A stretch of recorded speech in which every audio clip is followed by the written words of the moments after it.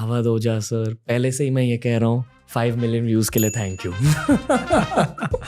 कैसे हो सर? बढ़िया, बहुत अच्छा। बहुत अच्छा लग रहा है आपके सामने बैठकर भी।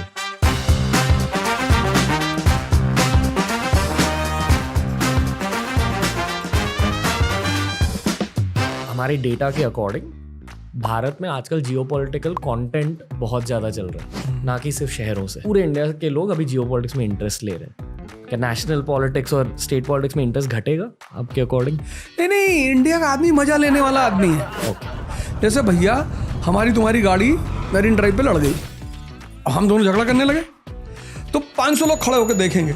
ये इंडिया के लोगों की एक बड़ी अजीब सी बात है। मतलब दुनिया भर में बिग बॉस चाहिए। हाँ, मुझे हर्ट हो रहा है बिग बॉस। तो मजा ले रहे हैं। और अगर हम दोनों नहीं लड़े, मतलब एक दूसरे को हमने घूसा नहीं मारा, तो पब्लिक बड़ी निराश हो। तो ये इंडियन साइकोलॉजी। अब जैसे यूक्रेन वॉर चल रहा है, अब किसी को नहीं पता क्यों चल रहा है।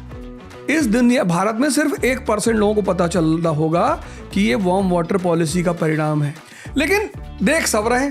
क्यों? क्योंकि अरे भैया यूक्रेनवा आज पुतिनवा कह रहा था कि न्यूक्लियर मार देंगे। हाँ।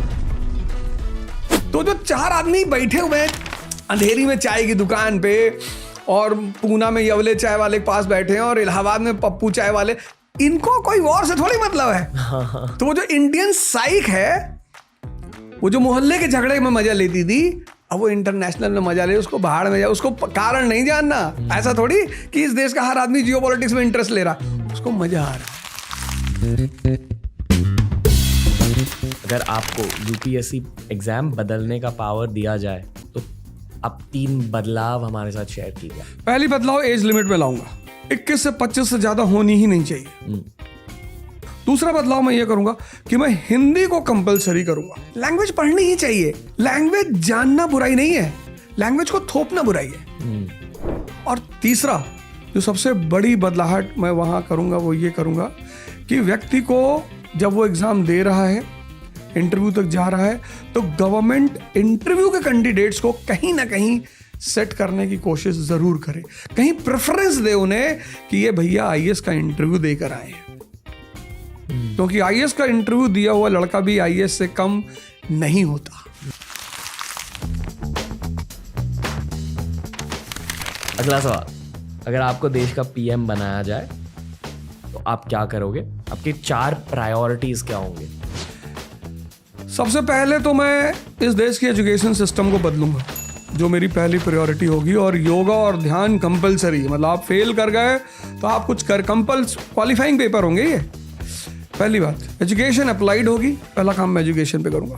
दूसरा काम मैं करूंगा वुमेन एम्पावरमेंट पे, स्पेसिफिकली जिस देश में, जिस समाज में, जिस परिवार में औरतें ताकतवर होंगी, वो परिवार, वो समाज, वो देश कभी कमजोर हो ही नहीं सकता। तीसरी बात, मैं कोशिश करूंगा हम एक हो जाएं, यूनिटी। भारत पाकिस्तान की बात कर रहा हूं मैं। अखंड यूनिटी। ये होता है असली ब्रदरहुड। और चौथी बात, अशोक की जो धम्म की नीति थी, उसको मैं फिर से री इम्प्लीमेंट करूंगा। उसमें क्या था? Strengthening of unity in diversity. Bharat एक डाइवर्सिटी का मुल्क है ना, Kashmiri culture, Tamilian culture, Gujarati culture, Assamese culture. तो वो पहला आदमी था जिसको ये बात पकड़ में आई। जी, ये करूंगा मैं।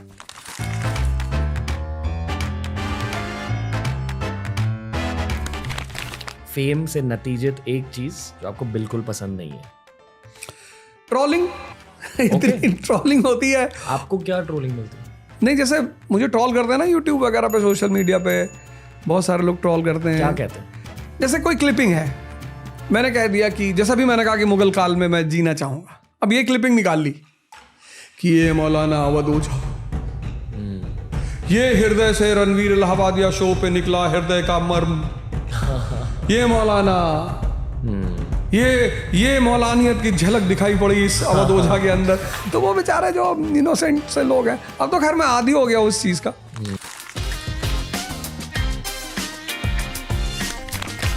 मेहनत, फोकस और स्थिरता के अलावा इस एग्जाम को क्रैक करने के लिए क्या चाहिए? मस्ती। गर्लफ्रेंड की लैप में भी अगर सर रखा है तो नेशनल इनकम चल रहा है। कोई तुम्हारे दिमाग में जाके थोड़ी देख रहा है। लोग क्या करते, गर्लफ्रेंड ही छोड़ देते। भैया हम भैया लड़की से बात नहीं करेंगे भैया। कहीं नहीं करोगे? ए भैया पापा ने मना किया है। अरे मस्त रहो यार, हर चीज को तो तुमने खतरा बना लिया है, हर चीज से तुम डरे हुए हो, तो मस्ती में रहना है। अवध ओझा का सबसे मनपसंद खाना क्या है और क्यों? मेरा सबसे मनपसंद खाना है बाटी चोखा। और बाटी चोखा के लिए तो मैं पैदल 10-20 किलोमीटर चला जाऊं। मुंबई में इसकी बहुत कमी फील होती है।